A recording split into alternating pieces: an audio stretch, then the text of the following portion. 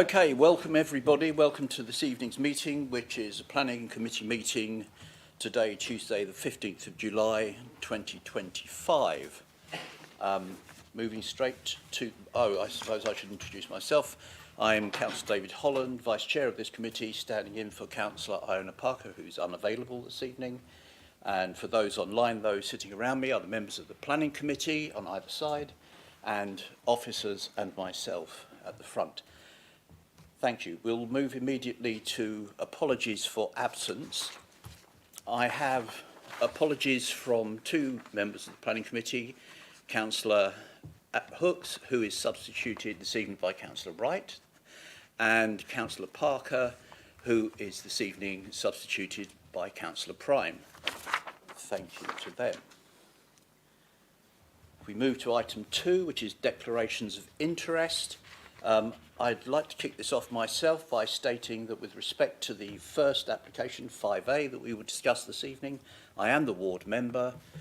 I have attended parish council meetings in my role as ward member at which this issue has been discussed. That helps inform my understanding of the matter, but I have not at any time expressed an opinion about this application. I shall therefore remain. Has anybody... Councillor Ritchie. Thank you, Mr. Chairman. I'd like to declare a disclosable pecuniary interest, please, in two items on this evening's agenda. That's item 5C and 5D, Cottage Shalford Green. As I am the applicant and the homeowner of those two applications, I will leave and not take part in the debate or the vote. And with your indulgence, if you don't compel me to, I won't return for the TPO, if that's okay. That's absolutely fine, Councillor Ritchie. Thank you very much. We move to Councillor Monday. Likewise, I'd like to declare a disclosable pecuniary interest in both 5C and 5D, as I've done paid work for the owners of the property. So I'll, if that's okay with you, leave the meeting at that point. Yes. Thank you. That's absolutely fine. Okay, any other members? Councillor Abbott, please. Thank you, Mr. Chairman. Yes, I'm going to leave for item 5B as I did when it was originally discussed. I've campaigned against fast food drive-throughs for 40 years, including a particular company naming the application, so I think I'm predetermined. Thank you, Councillor Abbott. Any others? Thank you very much. That concludes item 2. Item 3, minutes of the previous meeting.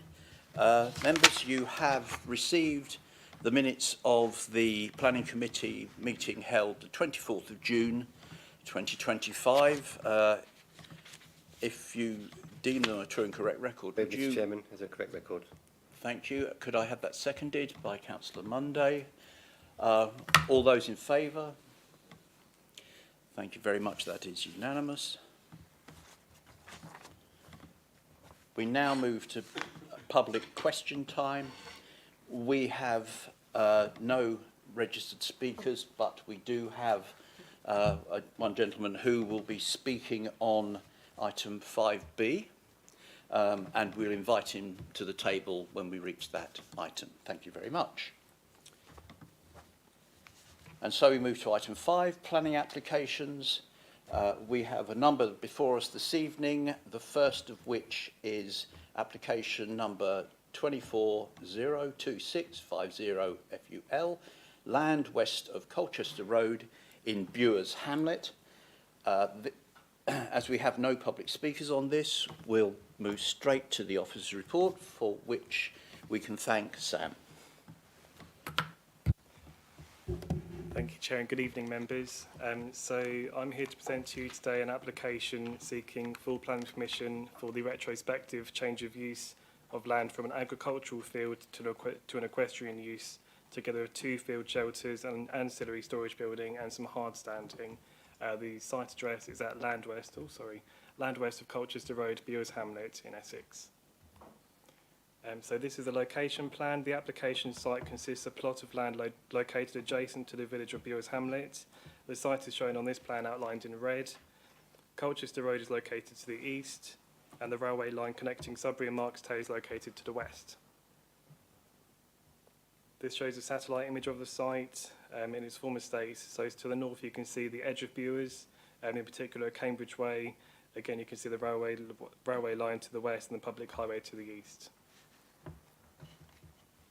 And there's some context to the settlement boundary itself, which, as I've previously mentioned, is up here. You can see Cambridge Way, and that black line denotes the edge of the settlement boundary. So the site is located outside of the settlement boundary. This plan shows an indicative existing site plan. It's indicative because the change of use and development has already occurred and is presently unauthorised. And this shows a proposed site plan. There are some key things to point out here, including the vehicle access. I'm hoping my mouse is going to show up, which you can see over here.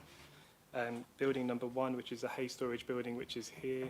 It's really small, I apologise, but hopefully the mouse cursor is helping. There's 2 open field shelters, which are known as building number 2, which is here, and building number 3 down here. And then a tool shed building, which is building number 4, and that's located here. So onto those buildings themselves. This is the plans for building number 1. It's a hay storage building which measures 5.4 metres in length, 5.3 metres in depth and 2.3 metres in height. It's finished in black timber weatherboarding with a metal corrugated roof. Buildings number 2 and 3, which are open field shelters. Building 2 on top measures 13.1 metres in length, 2.5 metres in depth and 2.4 metres in height. Building 3, which is underneath, measures 6.6 metres in length, 4 metres in depth and 2.3 metres in height. Both buildings are finished in black timber weatherboarding. And building number 4 is a small plastic tool shed which measures 0.9 metres in width and depth and 1 metre in height. On some photos, so you can see from these 2 photos, on the left you've got the access looking in the direction of Colchester, and the photo on the right looking towards the entryway into the village of Bewers. This photo shows an area of land once inside the site, and you can see that hay storage building on the right hand side, and this area is also used for parking. And then standing inside of the site in one of the paddocks looking back towards the entrance of the site, you can see the hay storage building and the access gate. This one's taken from inside one of the paddocks looking toward the rear boundary of the site. So the horses are rotated on the paddocks with one paddock resting while another one is in use. This shows building number 2, the open field shelter. And there's another photo showing the field shelter on the right hand side and the tool shed in the background. Initially there was a caravan in this location as well. However, officers have worked with the applicants to ensure that was entirely removed before this application came to committee, and I'm pleased to confirm that neither have sort of formed part of the application now, so that's a positive.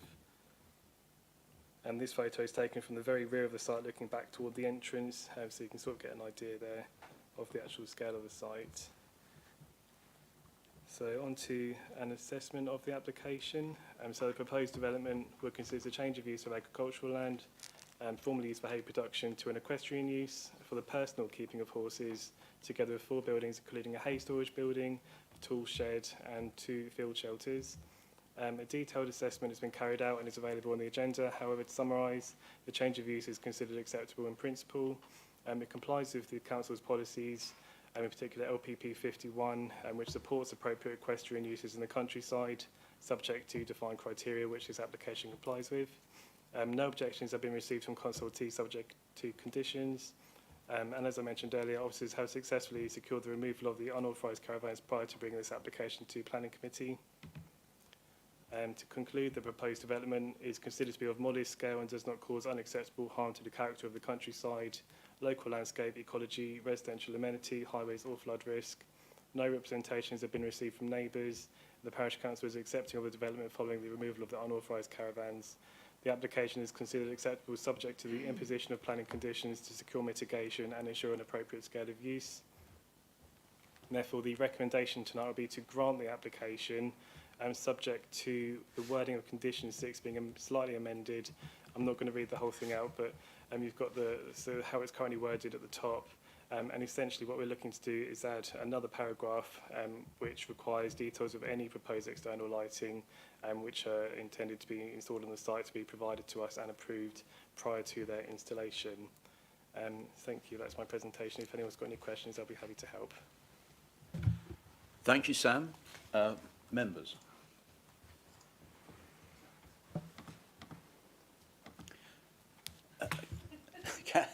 Councillor Spray. Thank you, Chairman. I think whilst it's never ideal when we get a retrospective application, you know, it's always a bit of a shame when it happens that way around, but I don't think there's much to or anything really to dislike about this. The field shelters are of a good design. They are appropriate materials used, suitable, I think, for a countryside use. The tool shed is really pretty small, and all in all, the purpose for which it's intended is suitable for the countryside. I understand it's going to be for private use only. It's not for commercial or livery use, is it? So limited to that. So it should be, a fairly small operation.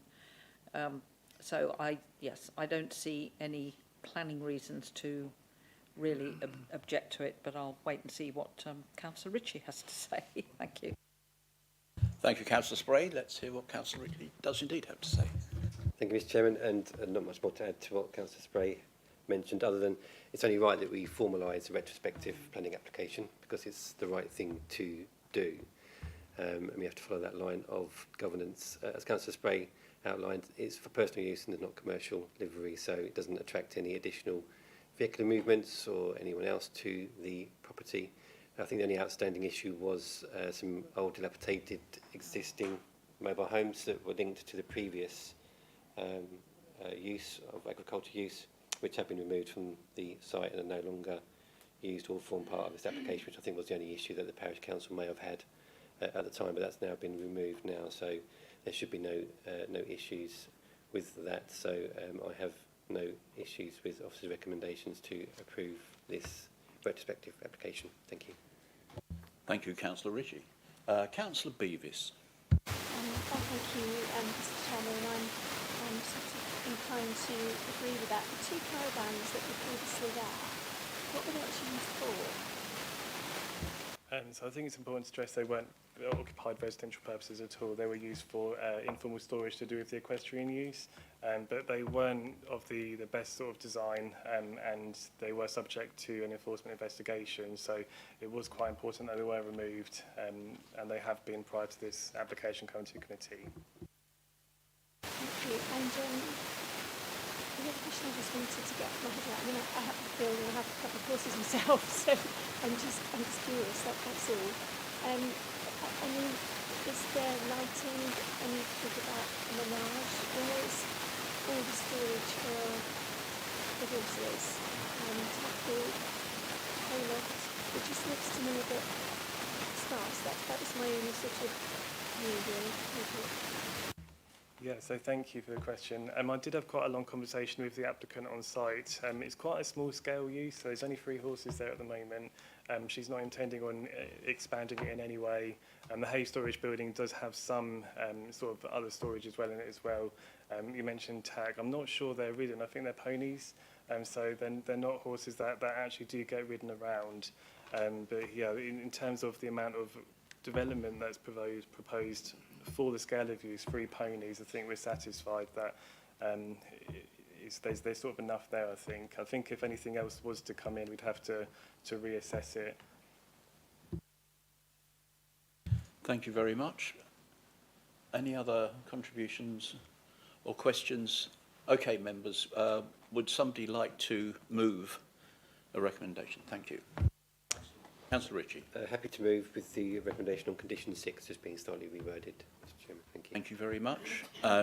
Councillor Spray. Happy to second. Thank you, Chairman. Thank you, Councillor Spray. Could I ask members to indicate by a show of hands their support for the motion? Thank you, members. That's unanimous.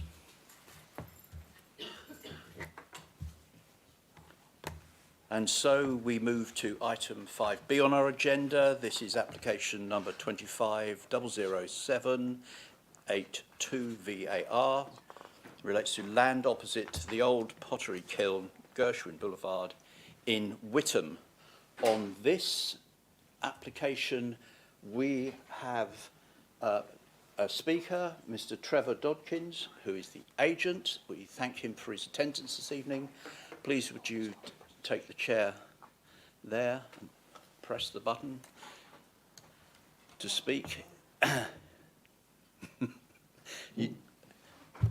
Mr. Dodkins, you have 3 minutes to address this committee. Thank you. Thank you, Chair. First of all, I'd like to thank Ms Rowley and her team for the well-considered report and recommendation. Your report summarises our position in Section 6, and we've seen the comments that have arrived in response in Section 9. Dealing first with the issue of noise and disturbance, our original noise report that was submitted with the original application made clear that was not an issue on Sundays, and members will recall there was no objection from Environmental Health at the time. We've discussed the position at length with planning officers and agreed to update the noise report again to look at this issue in more detail. The updated report was submitted in support of the application, and members will note that the Environmental Health officers still had no objection.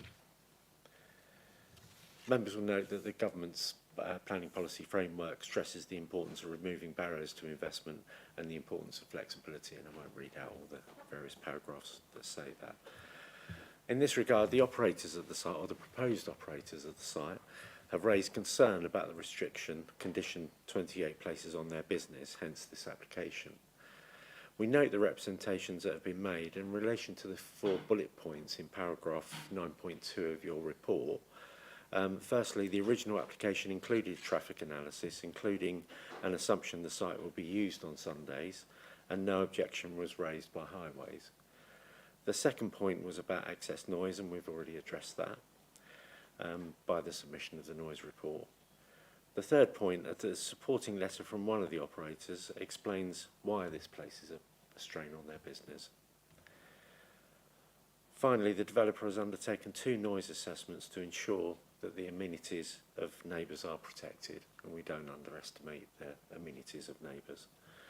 As such, I hope you'll agree with your officer's report and grant the variation to condition 28 accordingly. Thank you, Chair. Thank you, Mr. Dodkins. Okay, members, this evening Janine will present the officer's report. Janine. Thank you. This application relates to the variation of condition of 28 relating to deliveries of the approved application 2300827 FUL granted on the 3rd of December 2024. That was for the erection of 5 buildings, 3 units for 1 Class E, A or B, and 2 combined units comprising of a restaurant for the sale of hot food for consumption on and off the premises, a drive-through restaurant, McDonald's, and a drive-through coffee shop, Class E, and an electric vehicle charging station with associated access, parking and landscaping. The proposed variation would allow the wording of the condition to read the hours for deliveries to and or servicing of the retail development shall be restricted to between the hours of 6 a.m. to 11 p.m, Monday to Sunday, excluding bank holidays and public holidays. This is the location of the site, which you're probably familiar with. To the north is Gershwin Boulevard, which it contains the Saxon Arms and the Oldie, if you can see on the cursor. This is Griggs Way, where the access would be to the hot food retail units. This is a children's nursery, the Mercedes warehouse and Hatfield Road with obviously residential properties. The original permission remains extant and development may commence up until the 3rd of December 2027 subject to conditions. The principle of development therefore remains established under the original planning permission. The consideration is to whether the proposed variations to the delivery hours are acceptable under the policy criteria. As set out in the main report, the applicant has sought a variation of condition due to the operators of the site raising concerns in respect of the restriction to omit Sundays from the condition wording. In terms of a noise assessment, that has been undertaken at locations representative of proposed noise-sensitive receptors to support the planning application previously considered in November 2024, which was considered acceptable and no objections were raised by statutory consultees. The overall conclusions of the noise assessment under the extant permission concluded that the retail restaurant uses are unlikely to cause an adverse effect to the residents in the surrounding area, and as set out above, the layout and the positioning of the buildings remain unchanged on this application. Furthermore, the impact of the operation of the drive-through restaurants has been assessed against the objective noise guidance as previously deemed acceptable under the approved application. As stated earlier in my presentation, the hours of the delivery would be and servicing would be between 6 a.m. to 11 p.m. Monday to Saturday. Officers referred this application to Planning Committee on the 12th of November, and the original application assessed the noise assessment and transport assessment, whereby no objections were raised from statutory consultees to the delivery between 6 a.m. and 11 p.m. Monday to Sunday, excluding bank holidays. As set out above, this application seeks to amend the decision whereby Sundays were excluded from the decision at committee on the 12th of November. The applicant has submitted an updated noise technical assessment dated the 16th of June, carried out by Sharps Redmore Acoustic Consultants. The noise assessment has been collaborated with the previous noise assessment considered under the full application, and concluded that the site could trade on an unrestricted basis without causing significant adverse impact in accordance with the national and local policy aims. In addition, an addendum to the full application in November 2024, there was an additional technical note which also concluded this assessment. The Council's Environmental Health Officer has reviewed the submitted information and concludes that there's no technical reason to restrict deliveries on a Sunday, and therefore condition 28 of extant plan permission can be varied. Matters relating to design, heritage, archaeology, trees, highways, flooding, drainage, energy efficiency and sustainability would not be materially impacted upon the proposed variation. The next few slides are the drawings from the extant planning permission, but just to reiterate, there's no change in terms of the layout. So as you can see, this is the proposed layout, Gershwin Boulevard, Hatfield Road and Griggs Way. These are the elevations for the McDonald's. These are for the combined retail and hot food premises, the Costa, and this is the general landscape arrangement, which has also been deemed acceptable under the full application. These are the photos from the north of the site looking towards Gershwin Boulevard, the view of the site looking south, the view of the Oldie site to the north of this location, looking west along Hatfield Road, and a view of the site looking east from Hatfield Road, whereby you can see the Mercedes in this photo at the bottom. The view from Griggs Way looking west into the site, and looking to the northeast, where obviously there's quite a substantial landscaping buffer there, which is to be retained, and the view of the south of the site. To summarise, the application sits within the Maltings Lane development within Witham. Full planning permission was granted on the 3rd of December 2024, following a referral to Planning Committee, to erect 5 buildings, including the 3 retail units, 2 combined units for sale of hot food for consumption on and off the premises, a drive-through restaurant and a drive-through coffee shop, and an electric vehicle charging station with associated access, parking and landscaping. This application seeks to vary condition 28 of the original application, 2300827 FUL, to allow for a change of hours for the deliveries serving the retail units to operate between the hours of 6 a.m. to 11 p.m. Monday to Sunday, excluding bank holidays. The principle of development has been established through the grant of planning permission, and the acceptability of this proposal has therefore been established, and the variations would not affect this. The matters pertaining to design, heritage, archaeology, trees, ecology, highways, flooding and drainage, energy efficiency and sustainability would not be materially impacted upon due to the proposed variation of condition. The proposed variation would allow retail deliveries to operate between the hours of 6 a.m. to 11 p.m. Monday to Sunday, excluding bank holidays. And the proposed change would not adversely affect the neighbouring residential amenities, taking into account the noise technical note carried out by Sharps Redmore dated 16th of June 2025, together with the formal assessment under the original application. Officers are satisfied that the application complies with the relevant policies and there would be no adverse harms caused through the proposed variation of condition, taking into account the recommendations by statutory consultees. Officers consider that there are no material considerations that indicate that a decision should be made other than in accordance with the development plan. Please note there is a typographical error whereby approved plan 1792-PL10C, proposed floor plan as listed on page 37 should relate solely to proposed elevations, so therefore this will be omitted from the list. Officers therefore recommend planning permission to be granted subject to that the conditions set out in the Appendix 1 and the drawing to be removed. Any questions? Thank you very much, Janine. Members. Councillor Schweer. Thank you very much, Mr. Chairman. I don't see that there's much wrong with this variation, and considering the amount of effort that's gone into the noise technical note, what I am quite keen to support, though, is actually where it's placed and the fact that it's also had the planning permission for some time, because the location for this is ideal, because obviously I would, in the future, one can envisage that there will be further growth around this part of Witham. But also, it also follows our guidelines, I think, not only from planning, but also from economic delivery, in the fact of that we want increased viability and sustainability of our businesses and retail section. So this is potentially going to help jobs as well.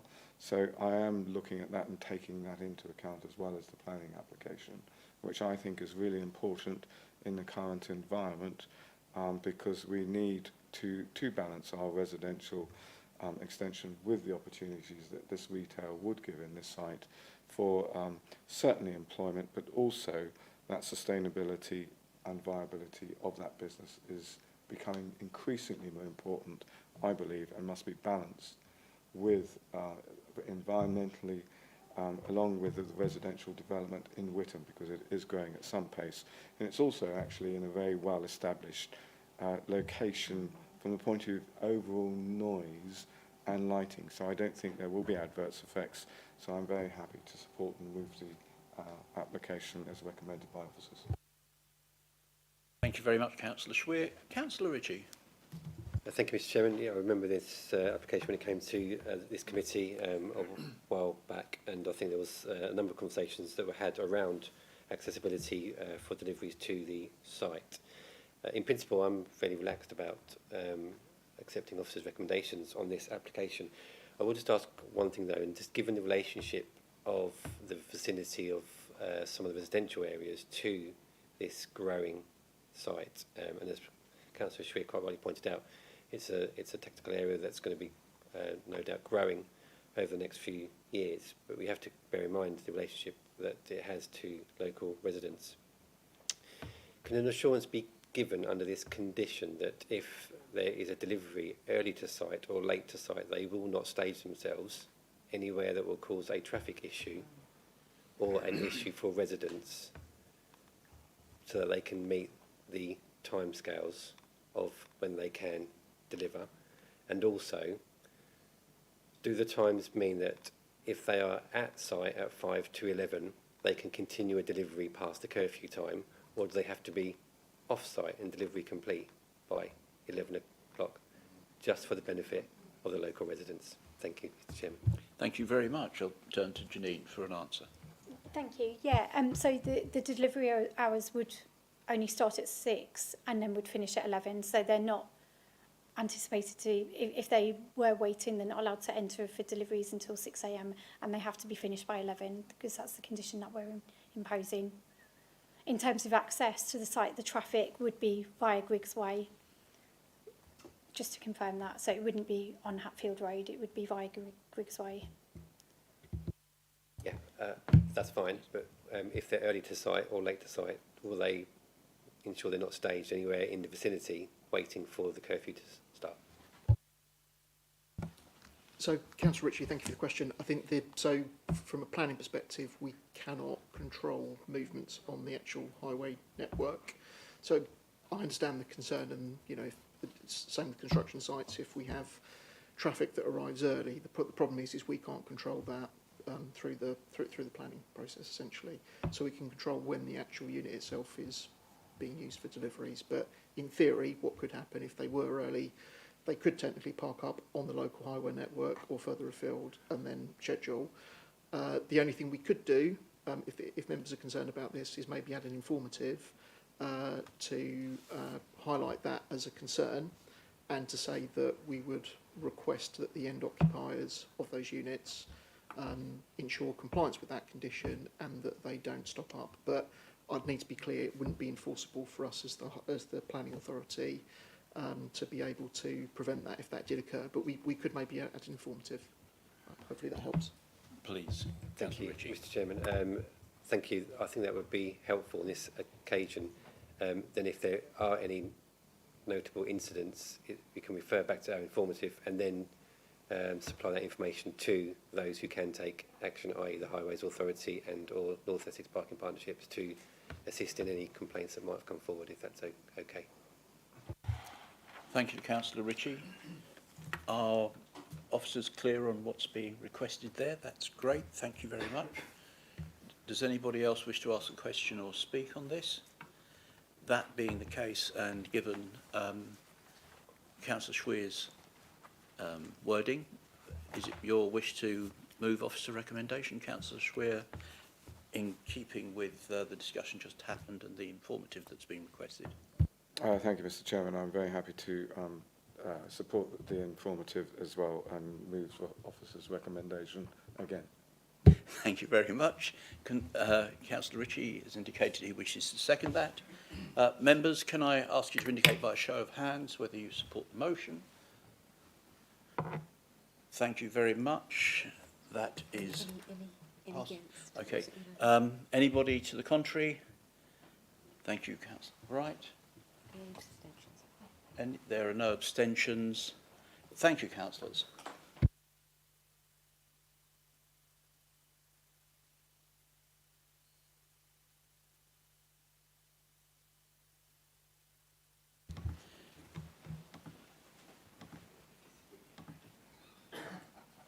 Okay, for those watching online, we are just waiting while some members leave who've declared an interest, and one member returns to the chamber. Once they're all settled, we will continue with item 5C and 5D, which will be presented together as they concern essentially one site.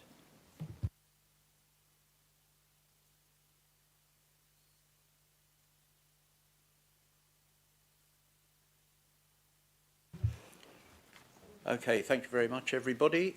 We now move to items 5C and 5D. There are no public speakers on this application or these applications, which are numbered 25-01172 LBC and 25-01212 HH. And for the report, we turn to Chris. Thank you. Thank you, Chair. Good evening, members. So this is an application both for listed building consent and for planning permission. So the presentation covers both matters. The site is Elm Cottage, Shelford Green in Shelford, and the proposal is the replacement of an existing metal roof, renewal of external weatherboarding, and replacement of fenestration and doors to a barn.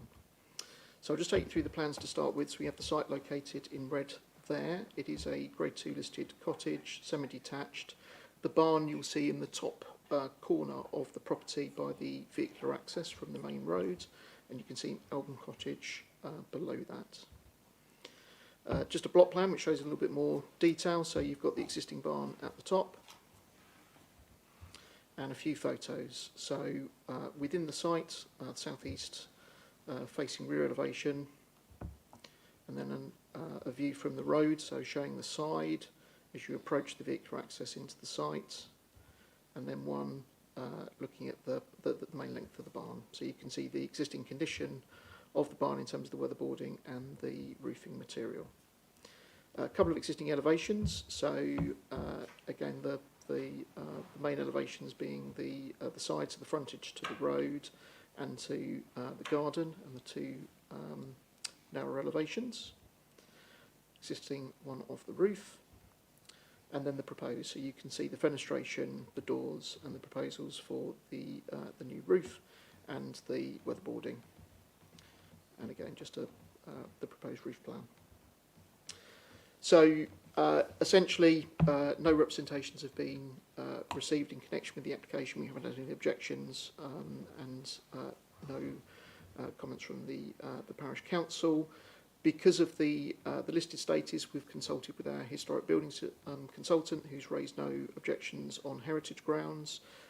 It's considered to be a good scheme, being done on a like-for-like basis, and obviously the renewal works would be beneficial given the listed status. So we are recommending both that listed building consent and planning permission is granted in this particular case, subject to the conditions that are outlined in the report. There are two separate applications, just to be clear, and also to clarify, this is obviously quite a minor scheme. The only reason this is being brought to planning committee is because the applicant is a member. Otherwise, ordinarily, it would be considered under delegated powers. So it's been brought for property reasons purely. But it's a good scheme, and no objections are raised on heritage or planning grounds. Thank you, Chair. Happy to answer any questions. Thank you very much, Chris. Before we proceed to debate this, I should state, for the sake of clarity and probity, that we all know the applicant. The applicant is a member of this council, but that will not make any difference to our deliberations on this matter. That said, members, do you have any questions or comments? Councillor Bowes-Flint. Thank you, Chairman. I don't think Mr Paggi meant what he actually said, that it was being replaced on a like-to-like basis, because I'd like to think that it'll look better than what it does now. So, apologies, Councillor Bowes-Flint. So to clarify what I meant, so obviously the proposal here is using similar materials in terms of the style. It's not going to result in what we would call a very different significant change in terms of the appearance of what the barn should be. Obviously, it's in a particular state at the moment, but we're very comfortable from a heritage perspective that actually what's proposed is very sympathetic and will enhance the appearance of the barn. And obviously, because of the listed nature, it will be acceptable. But yes, not. Yes. thank you for that clarification, Chairman. And basically, when you look at the pictures and you look at the proposals, it's only 100% massive improvement, really, to the building. And I'm surprised it's still in an upright position, looking at the state of it. So I'm quite happy to go with the officer's recommendation when the time is right. Thank you. Thank you very much, Councillor Bowes-Flint. Councillor Abbott. Thank you, Mr Chairman. Irrespective of the applicant, as you described the circumstances, I think it's really commendable that although this isn't an ancient barn, it's still quite an old one, and they are a feature of East Anglia, so it's great that it's being kept and refurbished. Thank you very much indeed. Does any other member wish to speak on this? If not, could I ask for a proposal? Councillor Bowes-Flint, moving officer recommendation. Councillor Abbott, seconding. I think we should take them separate vote. We are going to be taking items 5C and 5D separately. So could I ask, with respect to the first, which is the listed building consent application, all those in favour of the motion? Thank you very much, members. I see no abstentions. Am I right in that? Or votes to the contrary? Can I take it that the proposer and seconder are happy to propose the second one, 5D? So could I have a show of hands with respect to the householder application, 5D? Thank you very much. That too is unanimous. And that application has been granted. Okay. With that, we can progress to item 6 on our agenda this evening, which is to consider a pre-preservation order application. This is item 6A on the agenda. The order number is 012025, and the tree is located 78 Malden Road in Witham. And the presentation on this will be from Chris again. Thank you, Chair. So good evening, members, again. So this is an application to consider whether to confirm a provisional tree preservation order at 78 Malden Road in Witham. The tree in question is an oak tree. I'll take you through the plans first of all. So the site's located along Malden Road in Witham, so close to the junctions with Riverview and Blackwater Lane. An aerial shot that shows the tree. So for those of you that are aware of the area, this is actually quite a significant specimen. I'll show you the street scene in a second, but you'll just see from that shot in terms of the street scene that this is one of the more, this is the prominent tree really within this part of the street scene. Just a plan to show the location of it. So we have 78 Malden Road, the tree just highlighted in green here on the corner, adjacent to a track which serves the rear of those properties. And then the photo, which hopefully really shows the prominence of the tree, how it sits within the street scene, and you can see the properties behind, two Victorian properties. So the one to the right is number 78, and the one adjacent, adjoining, is number 80. This is a view from the track, so this is looking back down onto Malden Road, and again you can just see the significance of the tree. So this was in April 24, so not fully in leaf. And then just another view again, looking back down Malden Road. So again, going slightly up the hill, but you can see the two properties and the tree on the right-hand side there. So just by way of a bit of background, so the matter was first raised with the council via Witham Tree Group. So there was some concerns being raised by number 80 in relation to potential alleged damage to their bay window. And it was alleged that this was being caused by the oak tree, which was located in the front garden of number 78 Malden Road. Following this, a site visit was conducted by one of our arboricultural officers earlier in the year to determine whether or not it would be appropriate to protect the tree. And a tempo assessment was undertaken, which is the standard assessment to assess the quality of the tree, and it was considered that it met the criteria and merited protection by way of a tree preservation order. So consequently, we served a provisional tree preservation order in February, and which lasts for a period of 6 months, on the basis that it was considered this was a worthy specimen and worthy of preservation. Oh, apologies, my computer has frozen.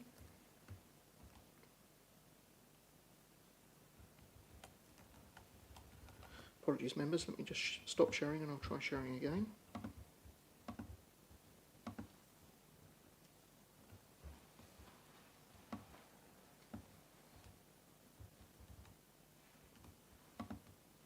Oh, there we go. So in response to the provisional order, we did receive some representations on the application. So the first, a letter of objection from number 80, which again reiterated the concerns in relation to subsidence, and that was supported by an insurer's report, which put forward various conclusions that linked the tree to causing that particular issue. And then we had a letter of support from Witham Town Council, which supported the tree being preserved. So, in terms of key considerations, so as hopefully demonstrated by the photographs, this is a prominent tree, adds to the amenity of the street scene. It's one of the only sizable trees within the street. As I mentioned, it met the criteria for preservation based on the assessment, and we consider as officers that the loss of that tree would actually have a really significant impact on the character and the amenity of the area. As a general point, bay windows can be prone to movement, and particularly on older properties such as Victorian, given the difference in foundation structures. We've assessed the insurer's report that supports their objections. And essentially, I think that the view that officers have come to on this is that it moves to a conclusion that the tree effectively is at complete fault here without actually considering any other remedial alternative options that could be considered to potentially address the issues. That might be remedial works to the actual tree itself, or doing some underpinning and so forth to the actual bay itself, which wouldn't result in the removal of the tree. So we don't feel we're at a stage at the moment whereby it's been fully justified for the removal of the tree. It does fall, the tree does fall within the zone of influence, what's defined as the zone of influence, but the report, as I said, is considered to be deficient, so we don't feel that it is right to move forward to a stage where we would allow the tree to go.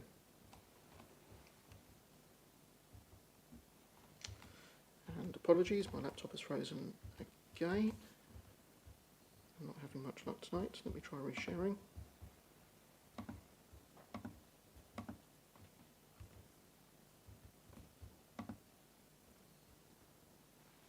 Okay, so so as a follow-on, we're not convinced that despite the reports that the what's alleged in terms of the damage would be commensurate with effectively the removal with the tree and the impact of the removal of the tree. The report that's been submitted does undertake the crack monitoring, which is what's referred to, but this does not show progressive movements occurring at each of the readings. I think the report specifies 3 separate readings, and the movements are very small and not progressive. The trial pits also show that the issue around foundations, and again, essentially, we're not convinced at the moment that there is the evidence that definitively proves that that the tree needs to be removed. Critically, if the TPO is confirmed, it doesn't mean to say that we wouldn't accept or consider revised or additional information. It doesn't preclude further maintenance works or applications being made to the tree. It simply means that if confirmed, it would protect the tree, and then any future applications would then have to be considered via a formal application for works to a protected tree, and it would be considered on that basis. And if we were still unconvinced at that stage that the case had not been made either for remedial works or for the removal, there is also an appeal route that can be followed to adjudicate on the matter. So, on that basis, we understand and note the objections that have been raised by number 80. However, given the amenity value of the tree, we do recommend that the provisional tree preservation order is confirmed in this case, and we feel that should those objections come back, we would really need some further evidence really to substantiate the issue with some further evidence before taking a view on the matter. Happy to take any questions, members. Thank you, Chair. Thank you very much, Chris. We'll turn to Councillor Abbott. Thank you, Mr. Chairman. By coincidence, I went past the tree today and had a very. I knew the tree well, but had a very close look. And there's a couple of observations I'll come to in a minute. But just to say, firstly, I fully support officer recommendation. I read very carefully the reports, and it is really unclear as to whether you could justify the alleged claim that the tree is causing any specific problems. It's interesting, obviously, of course, that this is across the frontage of the house where the tree sits. It's actually the neighbour, and the host house is closer to the tree than the neighbour is. But the other observation I made today on my way here, coming the other way from Wiston to Braintree, was how many young trees are struggling on development sites. And we've got a lot of development sites in the ward Bob Wright and I represent, and the ones that aren't dead are struggling. And the point there is that, and there's been a report out this week about how trees are suffering from the changing climate, pollution, etc., etc. It's very difficult to get new trees established, full stop. And so keeping trees like this is really, really important. As Chris said, it doesn't preclude someone coming back and applying to do work if it's justified on the tree. And then the final point, and then 2 other final points. One is that the Town Council supports the recommendation. The other thing was that the objectors made a comment about the path having narrowed, which is actually a separate issue. but that could be quite, well, not merely easily remedied, but it could be remedied to an extent. I had a very good look at that. It's a bank with vegetation on it, and I believe county call it siding out, where you would you'd pare it back a bit carefully to expose the pavement to more of its original width. But I don't think that's associated with the tree. It's just an earth bank that's never been retained, but with a brick wall over the years. So I think that's a completely separate issue. But all in all, Mr. Chairman, I would thoroughly endorse officer recommendation to keep this important street tree. Thank you very much, Councillor Abbott. Any other member? Councillor Schweer.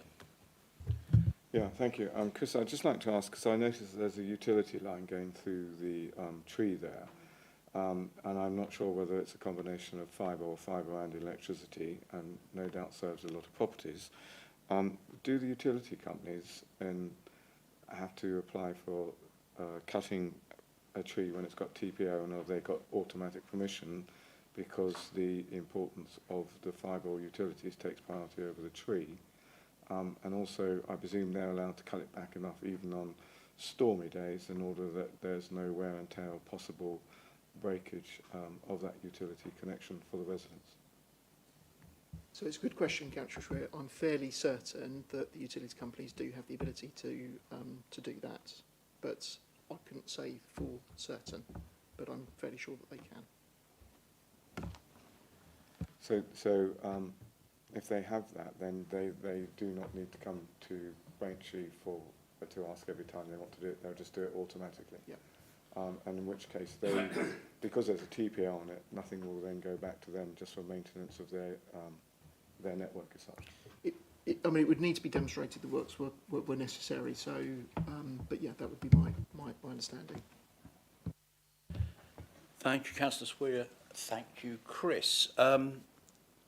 My observation of the photograph that Councillor Schweer referred to is that is an electricity conductor, and it is a bundled conductor which was originally designed to have higher resilience to patches through trees than what we used to have in the past, where you may have seen 3 or 4 single phase lines plus an earth, which wasn't resilient, and replacing that old system with what you're seeing here is fairly commonplace. And the only reason I mention this is because I rather hope that means there'll be very much less need to interfere with the tree in future. So if we could move to Councillor Bowers-Flint. Thank you, Madam Chairman. Madam Chairman, oh God, I've been in meetings far too long today. Sorry, Mr. Chairman. Whilst Mr. Padgey is correct in what he says, realistically that does not happen, because I've had first-hand experience of BT will not touch a tree when its cables are running through it and it affects the broadband and the home line. They wouldn't touch the tree at all, and they said that it's the owners of the tree that have to deal with it. And this tree has got a TPO on it as well. So whilst it is true they could do it, they choose not to, which then causes a problem, because it's an argument. But yeah, in realistic terms it doesn't work like that, but it would be nice if it did. Thank you very much for that, Councillor Bowers-Flint. We move to Councillor Wright. Thank you, Chair. Just by sheer coincidence, tomorrow I'm going to have no electricity on my house because the electricity network are going to cut the power off to work on trees opposite my house. So, and I don't think that's come through Braintree District Council. And it makes it worse than that. They're actually, I think, going to remove the hedge in total and the trees in total because of a bus gate. Thank you, Councillor Wright. Your comments appear to suggest that this tree is ever more increasing in its value to everybody. Thank you very much. Any further contributions? Councillor Abbott. Just one final point, Mr. Chairman, on the possible interference with cables. Oak trees are, particularly ones of that size, the branches are quite rigid. They don't move that much. The ends of the branches might, but the the main limbs are not going to move that much. So it is a species issue as to how much a given tree might interfere with lines and vice versa. It looked to me like those cables have probably been through there for some time. So perhaps in this, I mean, without going there and looking at that particular issue in detail, probably none of us are going to be known for 100% sure, but there's a lesser risk, unless the tree's damaged, of course, which is a completely separate issue, compared to other species of trees which will move a lot more in the wind than an oak tree will. Thank you, everybody. That felt like an informed debate, so thank you for that. If nobody else has anything to offer on this, the recommendation from our officers is to confirm this TPO. Would anybody like to... Councillor Abbott, you'd like to move? Seconded by Councillor Bowers-Flint. Could we, by show of hands, indicate whether we support the motion? Thank you very much. That is unanimous. And I'm very pleased to say that there is no further business on our agenda. And so at 12 minutes past the hour of 8 in the evening, I close this meeting. Thank you.